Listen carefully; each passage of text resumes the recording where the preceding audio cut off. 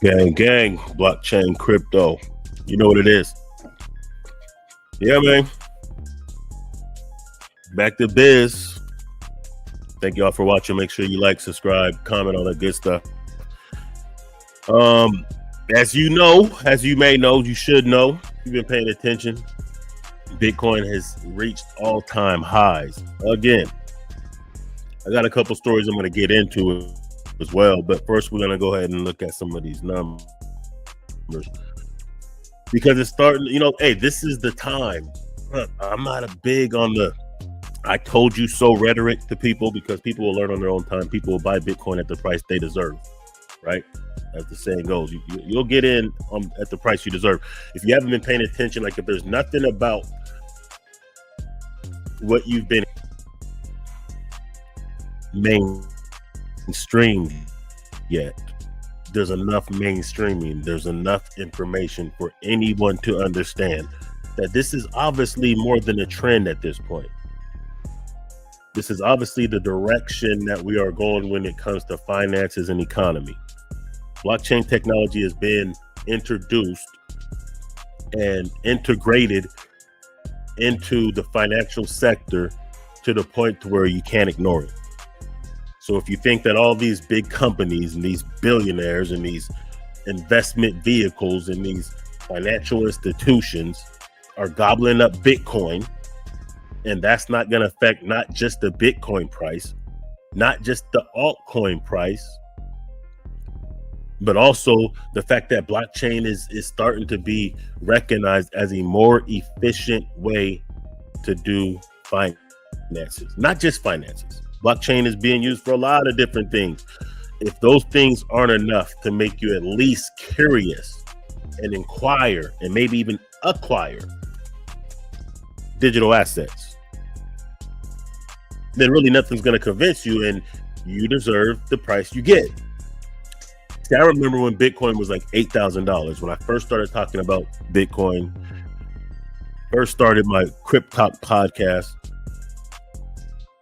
first started understanding it for myself and trying to spread this to others.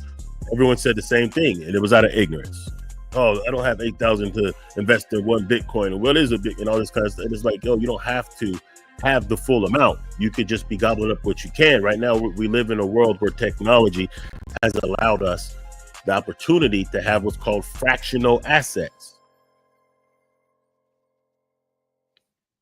So you're looking at a stock and it's like, okay, maybe the stock is a couple thousand. Maybe you don't have a couple thousand.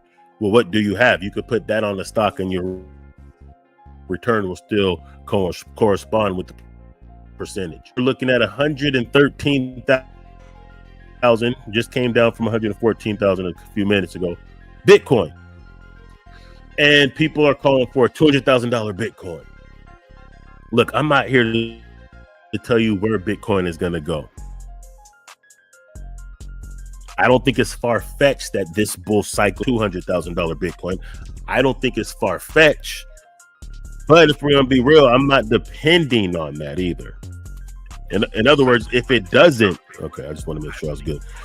In other words, if it doesn't go, okay, if it doesn't go to 200,000, it's okay with me. If it goes to 150,000, that's okay, because what it means is going to push up the rest of the market. Look at Ethereum at 2,800, XRP at 250, BNB at 675, Solana at 160.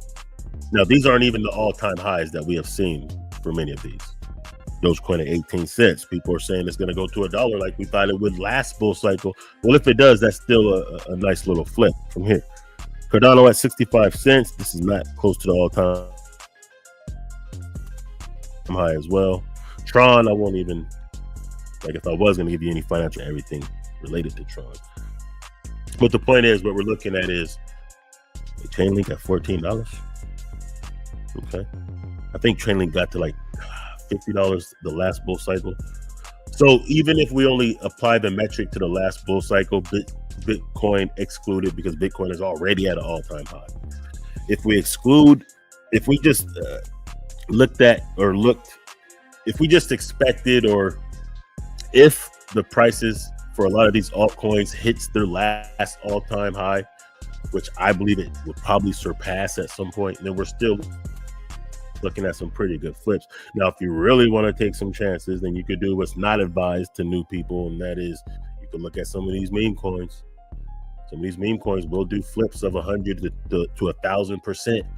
But like I said before, you can't get into these meme coin if you don't really know how to deal with decentralized protocols. If you don't know how to trade with some of these different wallets and these decentralized exchanges, you're not going to be able to get to them anyway. And if you wait until they're listed on centralized exchanges like Coinbase, then you're not really going to see the upside that you want. And that's why so many people are still stuck with Shiba and Dogecoin.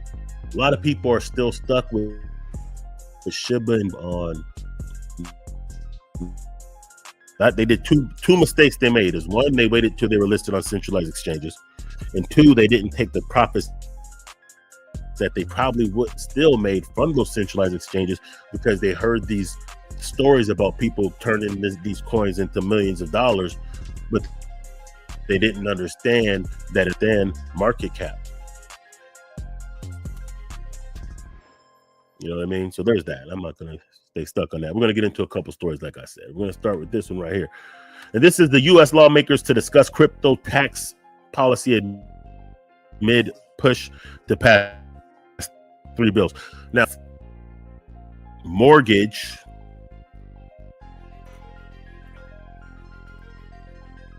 being, crypto being used to leverage mortgage. So now there are ways that you can use as your leverage or collateral for mortgage, which right there, that should let you know something. Like if we're talking about mortgage companies, banks, we're talking about the federal government, who's now saying, hey, Fannie Mae and Freddie Mac, you should buy a home. If you're seeing things like this, where do you think come on. 4 years ago, this wasn't a thing, especially without having to turn that crypto into fiat currency, to the US dollar. You don't even have to do that no more. Check out my last video. You'll get a further understanding on that. But now we have lawmakers that are, they're discussing crypto tax policies. The hearing notice suggests they focus on tax framework for digital assets, but did not mention specific witness or policies previously proposed. So representatives are scheduled to hold a hearing on crypto tax policy framework as part of the Republicans' push to consider bills on central bank digital currency, stablecoins, and market structure. In a Wednesday notice, leadership on the House Committee on Ways and Means and Oversight Committee said they had scheduled a July 16 hearing to focus on affirmative steps needed to place a tax policy framework on digital assets. The event, ensuring digital assets built for the 21st century, will come as House representatives are expected to vote on 3 crypto-related bills. So now at least what we're getting is we're getting indications, and we're getting policies and framework. It seems like they're trying to hash out different things that will not only legitimize crypto, but it would also put a framework together and an understanding on a federal level. And what I believe that will do is that will allow some of these companies that have really been bubbling and creating and developing a lot of different products related to blockchain and crypto products and services, so that, once there's a clear understanding, you're going to see out of the woodworks a lot of these companies that have been holding back that are now going to be, feel more comfortable, because no one wants to come out with a product or service that's crypto or blockchain related when there's no clear framework, when there's no clear policies and regulations. Because this, then it leads to the XRP Ripple effect. Ripple was operating for years on these centralized exchanges, asking for clarifications and policies and regulations or whatnot. They didn't give it to them, and then they ended up suing them.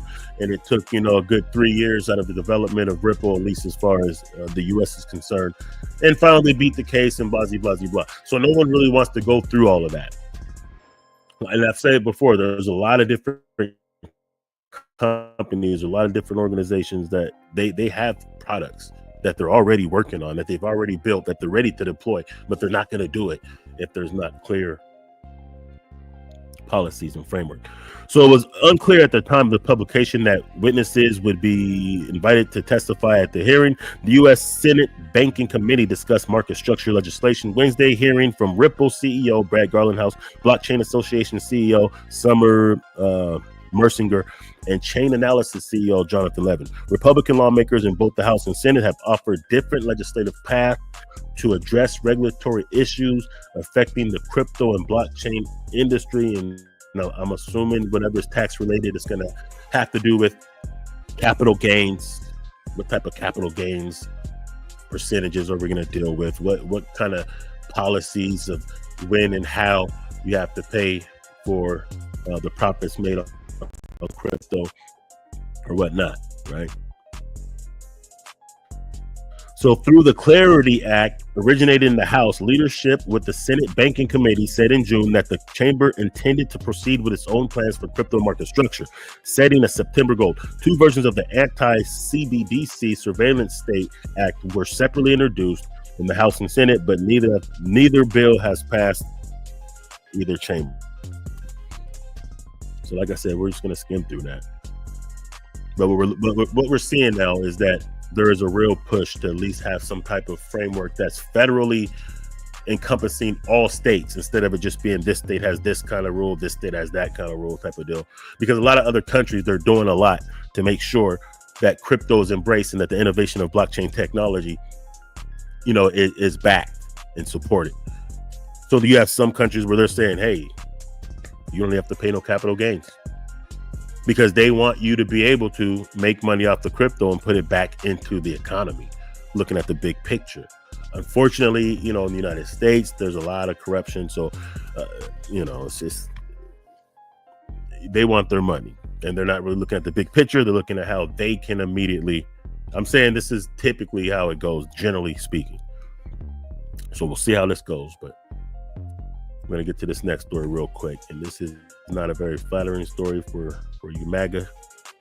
But Trump's crypto agenda favors elite, not the everyday user. Now, this is a dichotomy that we have been seeing going on since crypto has been embraced by financial institutions, right? So on one hand, it's beautiful because now, we got money. We're getting this money for the crypto because there's so much more money that's being put into the game now that it's beneficial, and the market prices are going up because you have, these banks and these bigwigs and these large investment companies. We have Bitcoin ETFs now brought to you by BlackRock and Fidelity and whatnot. So it does pump the market up. But at the same time, we're seeing Bitcoin being bought at a rate faster than it's being created. We're seeing the scarcity of Bitcoin increase, and not a lot of Bitcoin. We're already there, but we'll see the effects of that, right?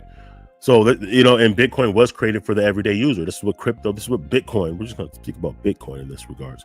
This is what Bitcoin was really made for. It's made for the everyday user. It was made for the you and me, the retail investors, as they call it. So it wasn't really meant for banks and BlackRock. And they ignored it for the longest. They demonized it. They ignored it.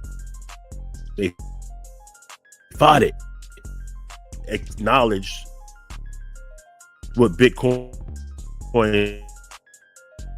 is, and it means that they want to stack it up for themselves and then reintroduce it as derivatives, hence ETFs.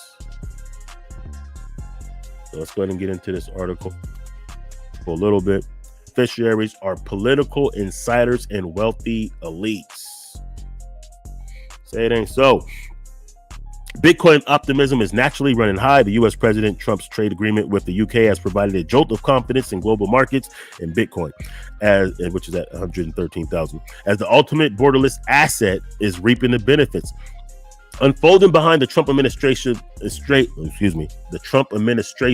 aggressive push to deregulate crypto industry, however, is a consolidation of power that favors the few while ignoring the many. Cryptocurrency was designed for the everyday person, those who had enough of an opaque financial systems that prioritize profit over the interests of the people. Bitcoin emerged from the ashes of 2008 financial crisis as a radical experiment in financial sovereignty, not an exercise in empowering hedge funds and political elites. So this is why I say, like, look, me personally, yes, I do have a Bitcoin ETF because it's the only way that I could, for my 401k, whatever. And it does pay dividends.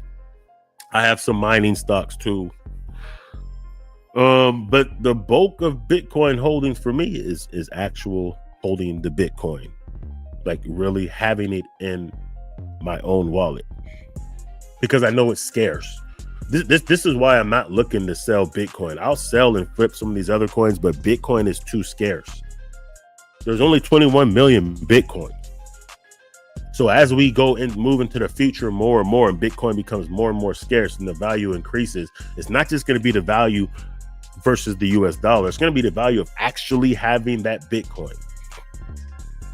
The premium is going to be those who actually hold Bitcoin in their own wallets, not holding it as ETFs, because when you cash out your ETF, not only are you paying all these fees, you don't really hold the Bitcoin. You're only going to get the dollars back. So moving into the future, for me personally, yes, I will flip some of these altcoins. I'll flip some of these meme coins. But as far as Bitcoin, I'm not really interested in selling it because it's so scarce. There's only a fixed amount. It's not like some of these other coins where there's trillions of these coins or billions of these coins. No, there's only 21 million. There's literally not enough Bitcoin for everyone on the planet to hold one Bitcoin. They're giving numbers like, 1/10 of a Bitcoin will be generational wealth in the next 10-20 years. They're saying if you only have 10% of a Bitcoin, which is right now would be $13,000 with the Bitcoin, they're saying that amount 10-20 years from now will literally be the difference between generational wealth or not. Think about that. The reason they're saying that is because as the years go by, less Bitcoin is being created. That's what the halving is about. So about every 4 years, the amount of Bitcoin being produced and entering the market is cut in half. But what we haven't seen is the demand being cut in half. That is being increased. So just simple supply and demand dictates that, hey, as Bitcoin production is cut in half every 4 years, but the demand continues to increase, that's why the value continues to go up. Think about it. There's only 21 million. If there was 21 billion Bitcoin would only be worth $113 right now. There's not any other coins that only have 21 billion, but Bitcoin doesn't even have that. You can't name another coin that only has 21 billion in circulation. Bitcoin only has 21 million. That's 1,000 of 21 billion. Like I said, if Bitcoin had 21 billion, it'd only be worth about $100. The reason why Bitcoin holds the value it does is because of the scarcity. That's the main factor why Bitcoin continues to go up in price. Yes, does it have its stagnant times where it just stays flat or where it even goes backwards? Yes. But overall, the value increases because of the scarcity. That's why. Anyway, let's get back to this. Where are we at? Okay, cryptocurrency was designed for the everyday person. Those who had enough. Okay, we already said that part. That's exactly what's happening. Trump's administration has taken steps to rapidly deregulate the industry behind a crypto-friendly agenda. His family's crypto venture, World Liberty Financial, is a clear example, with direct ties to Trump's son. WLF launched its own stablecoin and digital tokens just as the administration began losing oversight. At the same time, the Department of Justice disbanded its national cryptocurrency enforcement team, scraping investigations that once targeted money laundering and fraud. Now, this is what I've said before. Look, this is not a political channel, but you do have to be politically educated to some degree if you want to understand not just the crypto market, but markets in general. And I've said this before, from Crypt Talk Podcast. Look, my main channel, Crypt Talk Podcast, was taken down for exposing frauds and scams in the crypto industry, namely the Carrot Bars, Gold Standard Bank, Gold Standard Partners.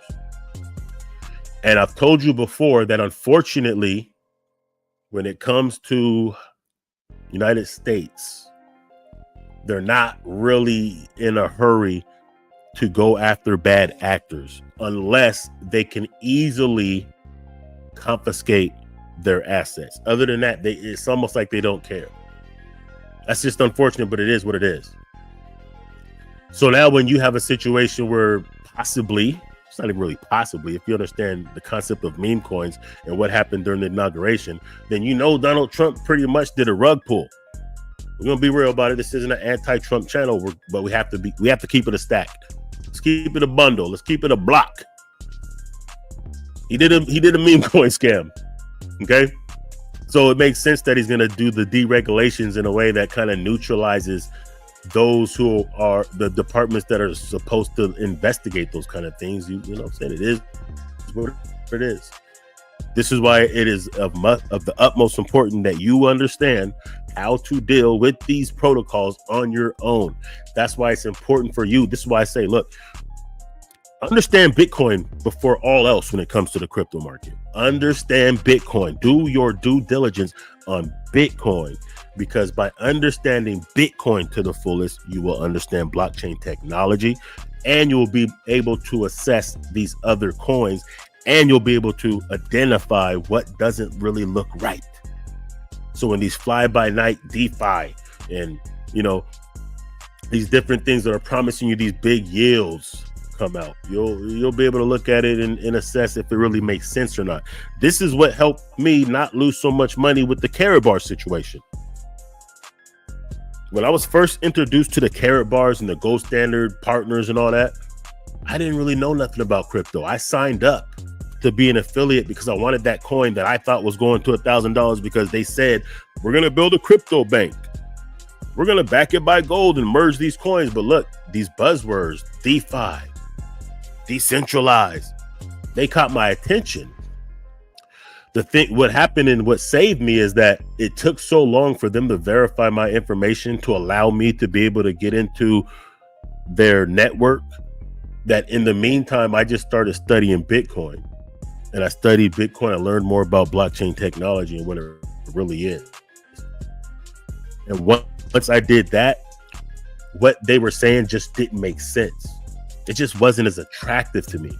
Because the first red flag is, what the hell are you doing with a crypto bank? What is a crypto bank? Like, am I going to go to a bank and deposit my crypto? Huh? That don't make sense. Am I going to go to the bank and withdraw my crypto? How does that work? So that was the first red flag. Like, I was like, okay, this ain't making sense. Then it was like, okay, you're going to back it by gold in the future? No, you got to come out the gate with your crypto being backed by gold. Now, these days, we do have real world assets on the blockchain. And there are gold-backed cryptos that exist right now. Pax being one of them. Perth Mint being another one. There are gold-backed cryptos. There are cryptos that correspond with the ounce of gold that you could actually turn in that crypto and get the physical gold. These things exist. Okay? They're looking at, listen, even on Soulflare, your Solana Soulflare wallet, now you can actually buy stocks. You can actually trade stocks. So these things are very, very possible. It's all about trusting who is offering you these things and you being able to do your due diligence to make sure it is what it is. So this is why of the utmost importance as you move into the future, you understand Bitcoin and blockchain technology fundamentally. And then from there, you'll be able to make better decisions. If you're looking at this as a get rich quick, you can't even do that if you don't understand the basics. That's what I'm saying. I'm not saying don't take chances on these meme coins. Hey, you listen, I've turned $30 into like 6,000 on Dogecoin. It was by accident, but I did it. So I'm not saying you can't do it. What I'm saying is you can't do it if you don't know what you're doing. You can't do it if you don't even know how to do a simple trade on a decentralized exchange or with a decentralized wallet. If you can't do that, you're not going to be able to do it. If you don't understand the market cap, Just a very simple way to put it. Okay, Shiba Inu got to 40 billion market cap last bull run. 40 billion was the peak for Shiba Inu for the last bull cycle. Just bear with me here. That means that if you got Shiba Inu when it was 40 million market cap and you held it till it got to 40 billion, yes, you could have turned $1,000 into $1 million. Here's the caveat. When Shiba Inu was 40 million market cap, it wasn't on Coinbase. It wasn't on Robinhood. It wasn't on Kraken. You would have had to go to Pancake Swap or maybe use a Coinami wallet or maybe an Exodus wallet or Atomic wallet. You would have had to do the trade manually on your own. You wouldn't have been able to use fiat currency to acquire Shiba Inu when it was at a 40 million market cap. You would have had to know how to finagle and maneuver with some of these decentralized protocols, and you would have had to get it early. Then you would have had to have the discipline to hold it all the way till it got to 40 billion. Then you would have cashed out $1 million from 1,000. Most people don't know how to do that. Most people only know how to get crypto once it's on Coinbase. You're not making $1,000 flip off of any coin that hits Coinbase, typically. Nowadays, Coinbase will just list any damn coin, so you might be able to do a flip. But if you don't understand market cap, then you won't understand how to target and have a target for, your exit. You won't be able to map out your exit if you don't understand market cap. And this is why so many people really do think that Shiba Inu is going to go to $1. I'm here to tell you, Shiba Inu is not going to $1 at all, ever. It can't. Like I said, understand market cap. This is where I wanted to go with this, but at least so for those who are semi-new or trying to understand this, I'm going to give you a little bit of game. That's what blockchain crypto gang is about, right? So the reason why Shiba Inu is not going to $1 is because there are 600 trillion Shiba Inu tokens that exist. 600 trillion or close to. That means for it to get to $1, for every Shiba Inu token to be worth $1, there would have to be 600 trillion in the market cap. Well, let's look at the current market cap of crypto in general. The total market cap for crypto right now is, let me look at it. Come on.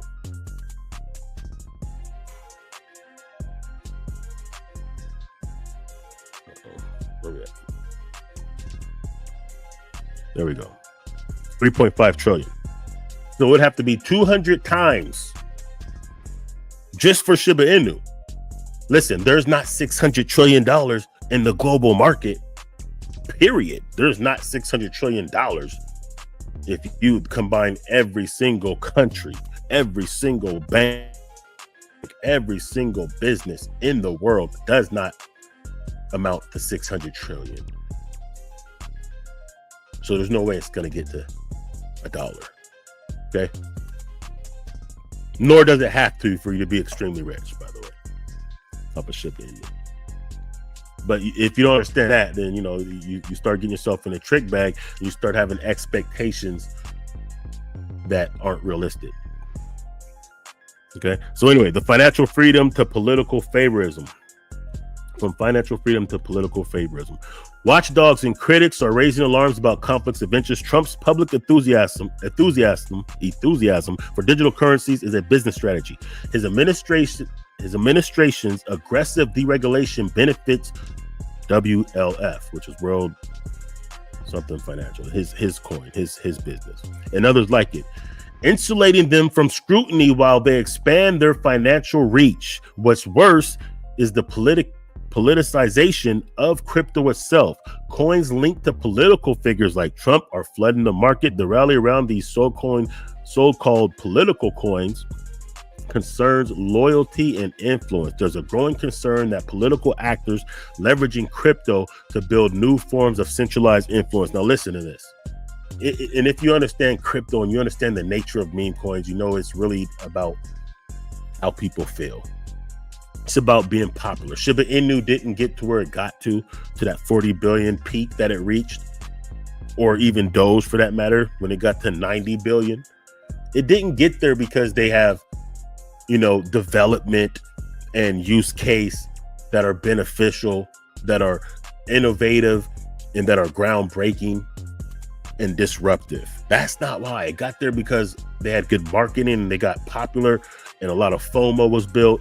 And then you had the Mark Cubans and the Elon Musks that were pumping it on their platforms and just made it real popular. But that makes them prime for rug pulls.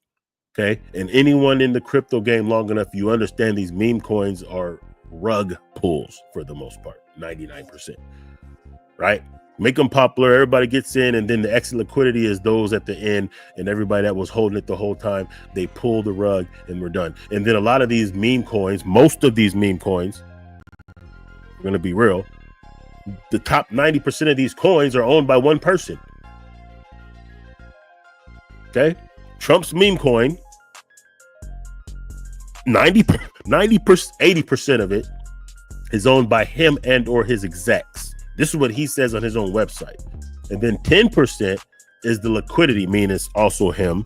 And that's just the liquidity that it takes for that coin to trade, which he profits from. And then only 10% of the coins that are produced, only 10% of the Trump meme coins are available to the public. That means he can rug it. And that's exactly what he did. So this is why he's like cutting down the regulations for these meme coin scams, for these scam coins, because what he's seen is, oh shit, look at this, these meme coins are an easy way to rip people off, and that's right up his alley. So he's priming it for that. So now if you have a following of sheep, of dedicated supporters that will support you no matter what, yes, a meme coin is where you want to go. If you're a celebrity or something and you got a lot of following, yes, you put all your followers into this meme coin and then you rug them. That used to be illegal. It really kind of is. A lot of people have went to jail, or even if they didn't go to jail, they got fined for it. They, they got sued or whatever. But now Trump is saying, hey, it's all fair game. And I think he's going to probably keep it like that as long as he's in office. But then you're going to see a crackdown at some point for everybody else. I guarantee you that. Where we at? Do something. Trump's administration has painted itself as the great liberator of blockchain. Now that is hilarious.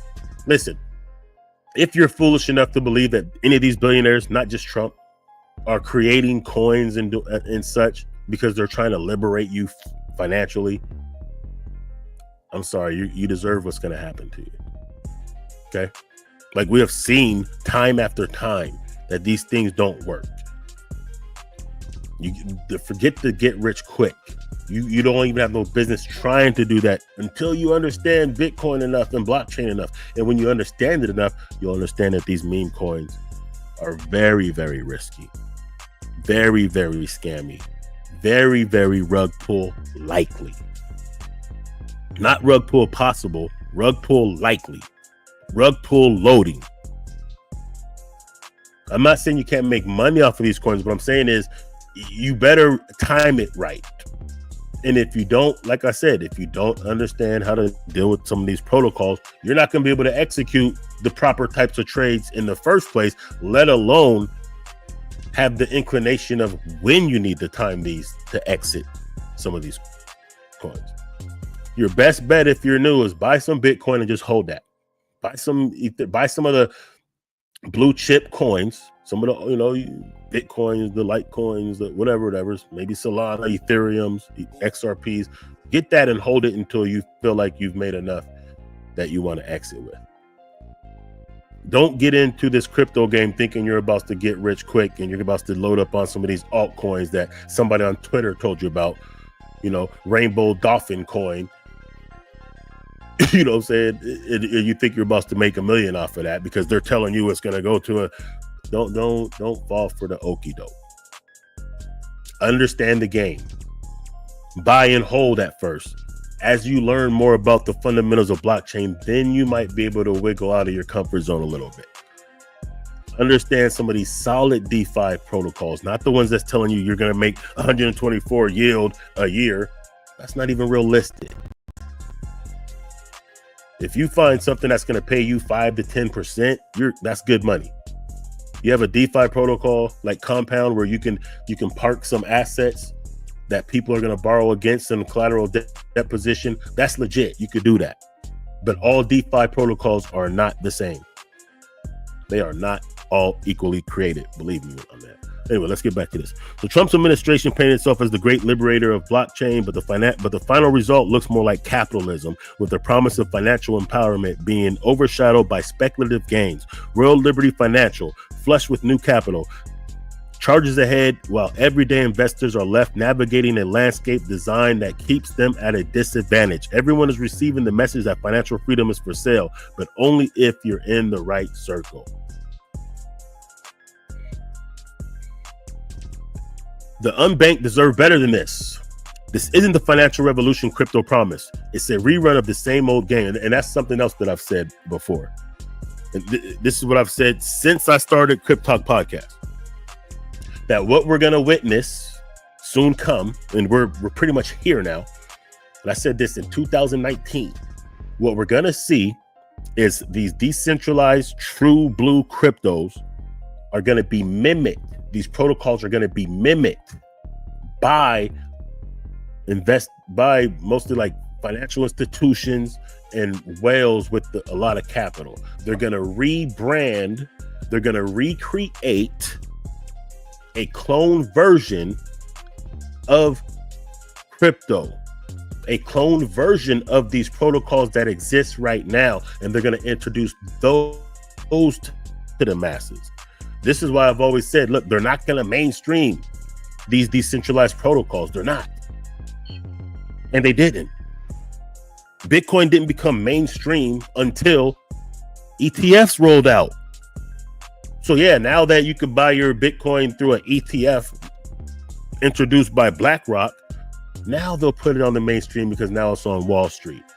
You don't really own the Bitcoin, but okay, blah, blah, blah. So now that they're producing their own clone copies, carbon copies. Let's see if you can hear me. Then now it's okay to put it on the mainstream and push it a little bit. Because now they want you to buy through them. They want you to go to their protocols. They don't want you to know about the compound finance, about just pure Bitcoin, about some of the things that you could do on your own. They're going to introduce ways for you to do it. Yeah, they're going to make it more aesthetically appealing. Yes, they're going to make it more interactive and, friendly, but they're not going to do it for nothing. That's what you have to understand. All right. So it's time for the unbanked, the unrepresented, and those who have been failed by traditional finance to get their voice heard. We must strip away the political branding and return to the core mission of providing real financial access to those in need. That means showing people how crypto can help them in their daily lives instead of only talking about it conceptually as an investment. It looks like sending money home to family without losing 20% to remittance fees, or having a stable digital dollars when your local currency is crashing. And so, and this is another thing, like, yeah, remittance is a real thing. People sending money home to where, you migrate to a different country. You come to America, for instance, and you want to send money home back to Mexico or the Philippines or Africa or Asia somewhere or Europe somewhere. And you could use like Western Union. You could use like, MoneyGram, right? And they're going to charge you a big fee, right? They're going to take a big chunk out of that. But if your people back home had an XRP wallet or a Bitcoin wallet, you could just send it straight to them directly with no fees, instantly, if they know how to flip it and use it, right? And that's where the education comes in. Because for the longest time, MoneyGram was using XRP. They were literally using XRP to on-ramp the money that you're sending home, but they're taking the profits. They're taking a 20%, but they're sending it for free and instantly. And then it's just being converted on the other end, and you're never the wiser. You're none the wiser. This is what they were literally doing because we didn't know better, or you didn't know better. So they were taking advantage of those type of situations and of our ignorance. This is why I say you got to learn this stuff for yourself. See, this is why it was a big deal when El Salvador did what they did. And they recognized that 25% of their GDP as a country was in remittance. So they understood, like, hey, if we accept Bitcoin, and this was very controversial when they did it. They said, if we accept Bitcoin as legal tender, now people could send home money via the Lightning Network or whatever with Bitcoin. And now if you just move to Florida and you have family in El Salvador and you want to send $1,000, instead of them only getting 750, they're getting the whole 1,000. And because now Bitcoin is legal tender and you just sent them Bitcoin, they can spend that Bitcoin. So now you've just introduced $1,000 into their economy that you can spend immediately as Bitcoin, instead of even having to, convert it to their local currency. That was the idea. 25% of their income was from remittance. Now, this is a thing in countries all over the world. These are just practical ways that the microeconomics. So this is why now you're seeing these companies doing the same thing, because now on a macro level, they want to mimic these things, because look, the same benefits that we get as individuals dealing with this blockchain technology. Yes, of course, they get to ramp it up on a macro level. If I'm a business and I want to send a few $1 billion to a different country because I'm doing a business deal, if I want to do it traditionally, it could take 3 to 5 business days and big fees. And who knows how the market could change by the time that transaction is confirmed. But if I send that with XRP or even Bitcoin, Bitcoin, even without the Lightning Network, it might take 20 or 30 minutes to confirm, but that's a lot better than 3 to 5 business days, right? This is the efficiency that blockchain offers that is now being recognized even by financial institutions. So what I'm saying is, if you understand how to do this on your own and you don't have to go through these middlemen, because remember, the idea of blockchain, of Bitcoin, was no intermediaries, no permission needed, no single point of failure, no one telling you yay or nay, it's not the right time, you got to do it before 5 o'clock, or you can't do this amount because it's too much, or hey, who are you? Or, none of that. I want to send it. It's ran by the code. I do this button, it will send it, period, no matter what, no matter who you are. No favoritism. No time restraints, no limits. You just handle your business. But now, as we start to see that these products and services are being created by centralized means, they're going to limit when you could do it, how much you could do, where you could do it. And that's what's going to be popular. See, they're not mainstreaming the decentralized, authentic version of these actions. They're creating their own, and then that's what they're going to push to the masses. So most of the sheeple, they're not going to understand how you could really maneuver with this. So it's going to be like a secret society of a few of us who understand how to really deal with decentralized protocols in this blockchain sector. And that's why Bitcoin maxis, they don't like anything other than Bitcoin for the most part. Because Bitcoin is the only crypto that there is no name, there is no face you could put behind the creator of it. There is no office you can go to. This is a true decentralized means. Bitcoin is the only pure decentralized. I'm not saying there's anything wrong with Ethereum. I'm not saying that. What I'm saying is Bitcoin is the one that there is no office. That's why they can't put the pressure that they put on like the XRPs. XRP has a name and a face behind it. They have an office, a building, a CEO, a president, all that stuff. Bitcoin doesn't. You want to tap into Bitcoin, get the mining it. Get a computer that can mine or buy it. But they can't stop it. That's the point. They can regulate how it's used in their country, but they can't stop it. They can't sue the owner of Bitcoin because he doesn't exist. She doesn't exist. They don't exist. Somebody just set something in motion and got out the way. Anyway, what else we got? This means showing people how crypto can help them in their daily lives instead of only talking about it conceptually as an investment. Or I said that part. It looks like sending money home to family and friends without losing 20% to remittance. I already said that part. Trump's take on crypto talks a big game about freedom, but underneath it, you'll find the same old power structure at play. If crypto is ever going to live up to its potential, the community has to get back to what it set out to do in the first place: break the mold, not reinforce it. I think that's all for the thing goes. The rest of the market does. Now, there's a lot of talk about where Bitcoin is going to go. I don't do the moon boy stuff. It's not about, oh, it's going to get to 500,000. Who knows what it's going to go to? It's already at an all-time high right now. Now, typically, historically, pattern-wise, about a year and a half after the halving is when you see the peak. The last halving was April of last year. Remember, I did a video and everything. April of 2024 was the last halving.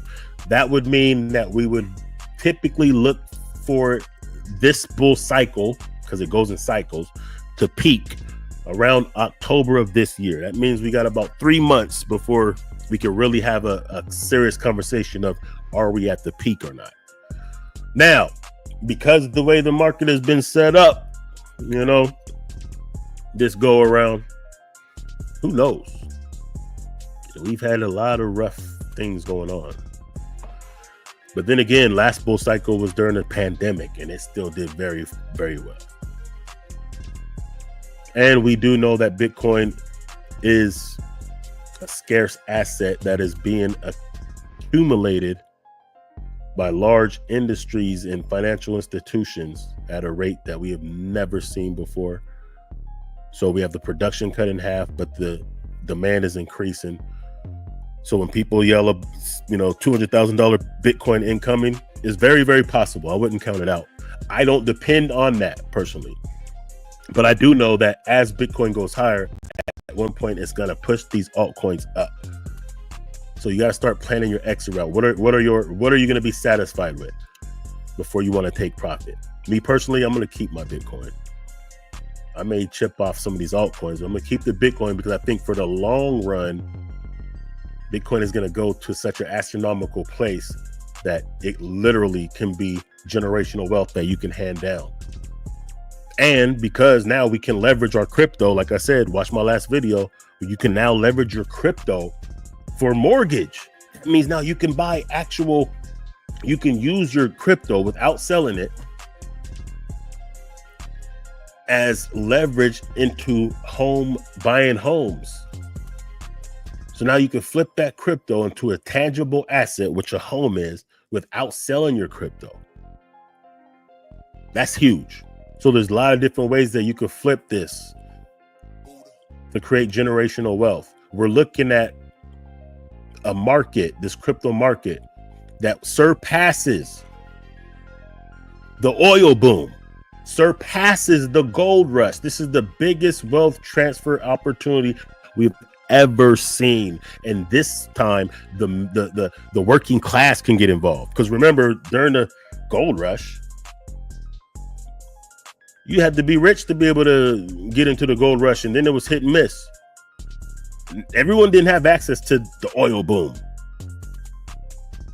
Everyone has access to this. Don't miss out this opportunity. I'm not saying try to get rich quick. I'm saying learn. Stay ahead of the curve. We're still early in it. There's less than 5% global adoption right now. Less than 5% global adoption in this market. That means there has a lot of potential for growth. The caveat and what's going to be very challenging is that moving forward, most of the way people are going to be introduced to this market is going to be by companies that are not decentralized and that are going to push you towards their products and services. That's going to come with a lot of fees, a lot of KYC, a lot of, intermediaries, which is the exact opposite of the principle of what Bitcoin was created to do. So you have to be able to be Neo in this matrix. You have to know how to maneuver on the basic fundamental levels of blockchain. This is why I say learn about how to deal with these decentralized exchanges, these decentralized wallets. You learn that, then you'll be equipped to go into the matrix. And the Mr. Smiths won't be able to take you out the game. Anyway, blockchain, crypto gang. Make sure you subscribe, like, comment, share, all that good stuff. I appreciate y'all time. Peace.